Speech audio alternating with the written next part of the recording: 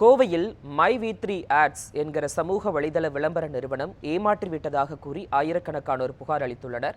இது குறித்து நமது செய்தியாளர் பிரசாந்திடம் கூடுதல் தகவல்களை கேட்டு பெறலாம்.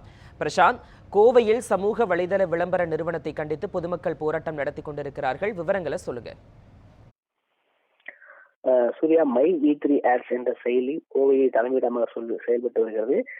சமூக வலைதளங்களில் விளம்பர செயலை பார்ப்பதற்காக பணம் தருவதாக இந்த நிறுவனம் என்பது விளம்பரப்படுத்தி இருக்கிறது.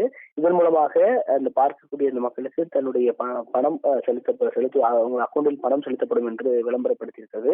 இதன் அடிப்படையில் தமிழ்நாடு, கேரளா, ஆந்திராவுக்கு நாடு முழுவதும் லட்சக்கணக்கானோர் இதில் உறுப்பினராக இருந்து வருகிறார்கள். இந்த நிறுவனம் கோவை தலைமையாக செய்யக்கூடிய இந்த நிறுவனத்தில் கிட்டத்தட்ட 1000க்கும் மேற்பட்டோர் உறுப்பினராக இருக்கிறார்கள். ஒரு எம்எல்எம் கான்செப்டின் அடிப்படையிலே மக்கள் ஒவ்வொருத்தரும் ஒவ்வொரு இணைப்பதன் மூலமாக அவர்களுக்கு லாபம் கொடுக்கப்பட்டு வருகிறது. அந்த அடிப்படையில் இது தவறுதலாக செயல்பட்டு வருவதாக பாமகவை சேர்ந்த அசோக் ஸ்ரீநிதி என்பவர் கோவை மாநகர காவல்துறை ஆணையரிடம் புகார் தெரிவித்திருந்தார்.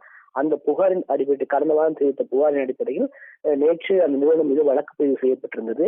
இதன் மூலமாக இது நாங்கள் நேர்மையாக தொழில் செய்து வருகிறோம், இதில் எந்த ஒரு தவறான எண்ணமும் இல்லை என்ற அடிப்படையில் அந்த நிறுவனத்தின் உரிமையாளர் நேரடியாக அந்த நிறுவனத்தின் எம்ப்ளாயிகள் அத்தனை பேரையும் நீலாம்பூருக்கு வர சொல்லி தற்போது அங்கு இந்த வழக்கு பதிவு செய்த கண்டித்து ஆர்ப்பாட்டத்தில் ஈடுபட்டு வராங்க. கிட்டத்தட்ட 2000க்கும் மேற்பட்டோர் இந்த ஆர்ப்பாட்டத்தில் தற்போது நீலாம்பூர் சாலையில் ஆர்ப்பாட்டத்தில் ஈடுபட்டு வராங்க.